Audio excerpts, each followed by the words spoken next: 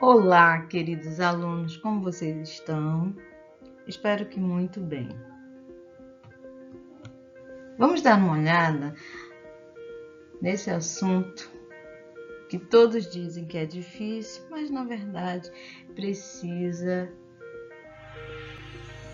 de muito treino, leitura, dedicação. Estou falando do texto dissertativo argumentativo. Com vocês, a professora de português, eu, Sônia.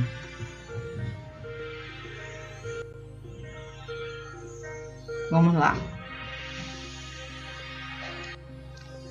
Tem como objetivo expor, argumentar ou desenvolver um tema proposto, analisando sob um determinado ponto de vista e fundamentando com argumentos convincentes em defesa de nossas posições. E o que é dissertar? Dissertar é tratar com desenvolvimento um assunto, é discorrer sobre um ponto de vista, opinando ou persuadindo, sempre apoiado em dados, fatos, exemplos e fundamentações que comprovem sua tese. Tem que ser coisas que realmente aconteceram. Você não pode utilizar de achismos. Discutir ideias, analisá-las e apresentar provas que justifiquem e convençam o leitor da validade do ponto de vista de quem as defende. Você tem que saber argumentar e defender o que você está propondo. Analisar de maneira crítica situações diversas, questionando a realidade e apresentando nosso posicionamento diante dela. Não pode ser nada vago, tem que ter apoio nos fatos. E a estrutura deste texto? Como ela é feita? Um texto dissertativo precisa de uma estrutura bem organizada. Nesse sentido, seus maiores problemas são expor as ideias de forma desordenada, organizar o texto de forma incoerente, sem coerência, ordenar as ideias sem elementos de coesão, argumentar de forma vaga. Eu acredito. Um texto sem substância, como falam. Organização do texto dissertativo. Como é que eu organizo? O texto dissertativo, argumentativo, ele tem sua forma. E a forma dele é introdução, desenvolvimento, conclusão. Na introdução, nós fazemos a apresentação da ideia principal ou a tese. No desenvolvimento, fazemos a apresentação de dois argumentos que sustentem a ideia principal. E a conclusão é a apresentação de um resumo da ideia central ou desenvolvimento de uma sugestão para a resolução do problema.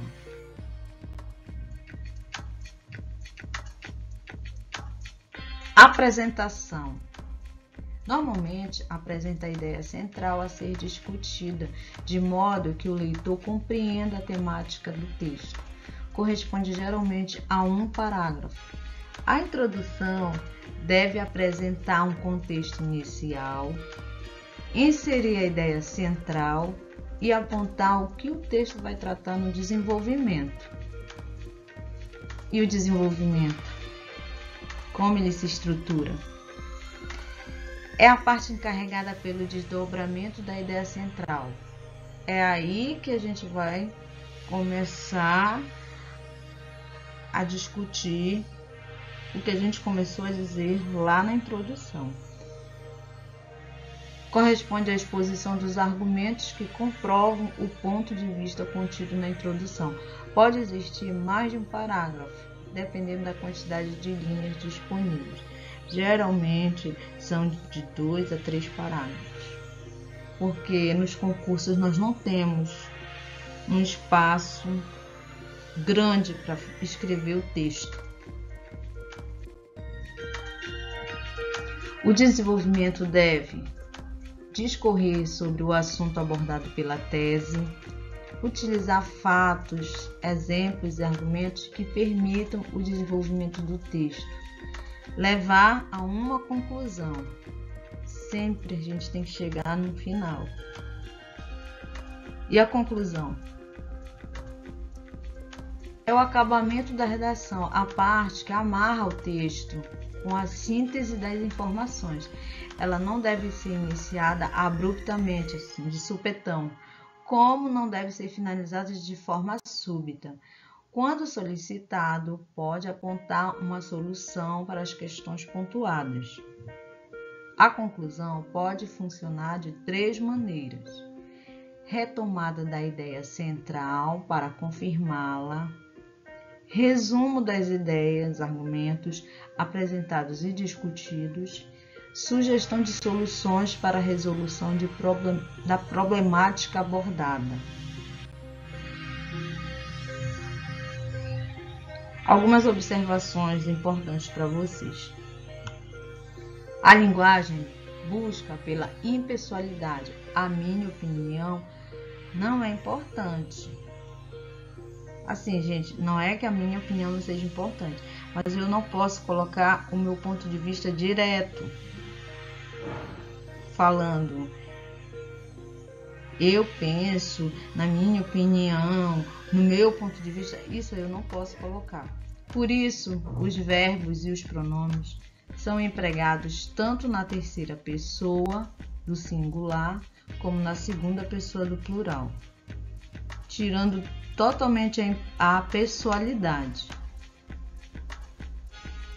Os verbos são empregados no presente do indicativo, sempre fica melhor.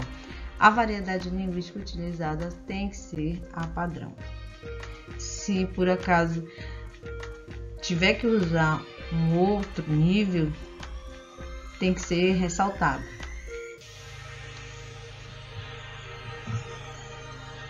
Citações. Isso dá uma ajuda nos textos dissertativos. Temos o discurso direto. O que é o discurso direto? Quando nós colocamos no texto a fala de alguma personagem. Este exemplo aí. Poucas usinas nucleares no mundo foram projetadas para suportar um ataque como o realizado às torres do World Trade Center, afirma o físico nuclear Luiz P. Rosa. Então aqui foi totalmente reproduzida a fala do físico nuclear. O que está entre aspas é o que ele falou. O pai de Melissa retoma a acusação. Não tenho dúvida de que o motorista foi responsável pelo acidente. Aqui também teve outra citação. Discurso indireto. O discurso indireto já não tem a fala diretamente da personagem. O autor, o que está escrevendo, ele fala pela personagem. A fala vem implícita nas palavras de quem escreve. O construtor reconheceu, aliás, que os instrumentos comprados não estavam de acordo com as normas internacionais. Então, aqui está a fala, só que não dita pelo construtor. A fala está reproduzida por quem está escrevendo o texto. O outro exemplo. Há 3 dias Paulo disse que você iria amanhã. Também aqui tem a fala do Paulo, mas não é ele que está falando. Ao identificar o conceito de atividade, Leontief especialista em psicopedagogia, afirma que pelo termo mencionado é possível designar apenas aqueles processos relativos às relações do homem com o mundo e que satisfazem uma necessidade humana específica. Novamente a citação do entrevistado aí no caso, né? Então eu coloquei aqui um esquema para vocês. Geralmente no discurso indireto, nós precisamos usar os verbos de dizer, são os verbos de elocução. Aí aqui tem o reconheceu, de reconhecer, disse, de dizer, afirma, de afirmar. São os verbos que vão ajudar a inserção da fala da personagem, por quem está escrevendo. Modalização em discurso segundo certas marcas linguísticas.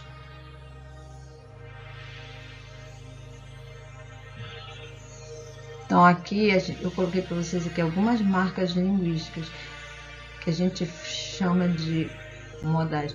Então, olha só, para a antropóloga americana Margaret Mead, a monogamia é o mais difícil dos arranjos maritais.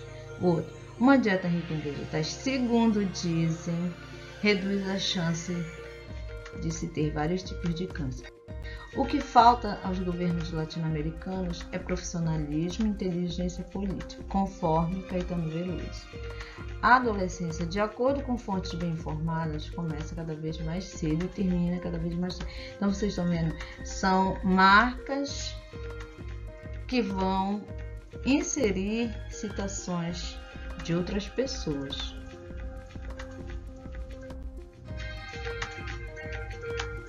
E é isso aí, gente. Chegamos ao final. Obrigada a vocês. Esse ainda é um vídeo primário, é um começo. Iremos ter novas partes. Continuem estudando. Cuidem-se. Saúde para vocês e até a próxima.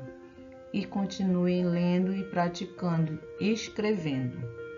Redação não é um bicho de 7 cabeças, mas a gente precisa treinar. E para isso a gente tem que ler muito. Tá bom? Então fiquem bem. Beijos e tchau para vocês.